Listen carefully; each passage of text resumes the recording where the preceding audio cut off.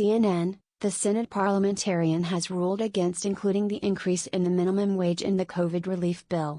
While Democrats had pushed for the increase to be included, and leadership expressed its disappointment in the ruling Thursday evening, its removal may actually make it easier to pass the bill, senior Democratic sources believe, because it'll avoid a messy fight over whether to strip it out of the bill and whether to compromise. President Biden is disappointed in this outcome, as he proposed having the $15 minimum wage as part of the American Rescue Plan, White House Press Secretary Jen Psaki said in a statement. He respects the parliamentarian's decision and the Senate's process. For now, far from being a defeat, the ruling is viewed as clearing the way for the bill's passage in the Senate, a Biden administration official told CNN. House Speaker Nancy Pelosi said Thursday evening the provision will remain in the House bill on which the chamber is voting Friday.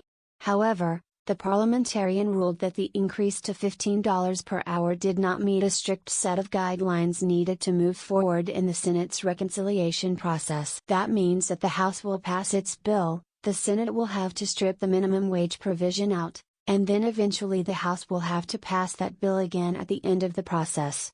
But the ruling likely makes it easier for Senate Majority Leader Chuck Schumer to get his members in line behind the bill. Since the rise in the minimum wage had been a key sticking point for moderates like Senators Kyrsten Sinema of Arizona and Joe Manchin of West Virginia, there are no viable options to use the procedures in the Senate to keep the wage hike in the bill. White House officials, cognizant of the potential math problem with Senate Democrats if the minimum wage increase were in the final package, had been counting on the provision being stripped, the administration official told CNN.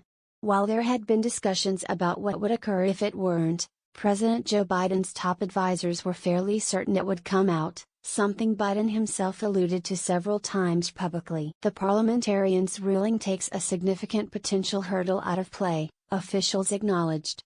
While Biden will make a push to pass a standalone increase, officials know it has no path in the Senate due to Republican and Democratic opposition. "We are deeply disappointed in this decision," Schumer said in a statement following the ruling. "We are not going to give up the fight to raise the minimum wage to $15 to help millions of struggling American workers and their families. The American people deserve it, and we are committed to making it a reality." The parliamentarian's decision marks the end of a multi-weeks effort by Senate Budget Chairman Bernie Sanders, an independent from Vermont, to include the provision in the relief bill. "I strongly disagree with tonight's decision by the Senate parliamentarian," Sanders said in a statement Thursday evening. The Congressional Budget Office made it absolutely clear that raising the minimum wage to $15 an hour had a substantial budgetary impact and should be allowed under reconciliation.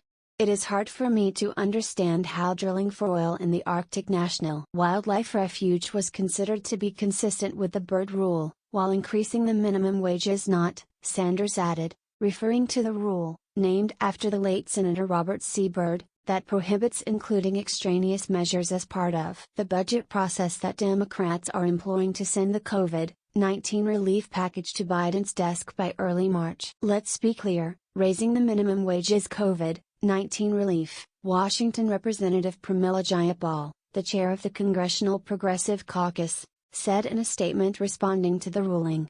"We simply cannot go back to the Black, brown, uppy, indigenous, poor and working class voters who delivered us the White House and the Senate majority and tell them that an unelected parliamentarian advised us, based on arcane rules, that we could not raise the minimum wage as we promised," she added, calling on the Senate to reform the filibuster to allow populist and necessary policies like the $15 minimum wage to pass with a majority of the Senate. Progressive Democratic Rep. Alexandria Ocasio-Cortez of New York told CNN earlier this week that she would still support the COVID relief package if the parliamentarian were the one to remove the minimum wage provision, but not if politicians had been the ones to take it out. For Ocasio-Cortez, members of her own party removing or lowering the minimum wage would have made the bill fall apart. Representative Ilhan Omar, a progressive Democrat from Minnesota, echoed those sentiments. Senate parliamentarian Elizabeth McDonough, a little-known but powerful Senate official, had been thrust into the spotlight this week, with Democrats eager to see whether the minimum wage increase would survive in the president's relief package. McDonough is the first woman to serve in the role of Senate parliamentarian, a nonpartisan role, since that position was created in the 1930s. This story has been updated with additional details. Annie Grayer, Phil Mattingly and Claire Forn contributed to this report.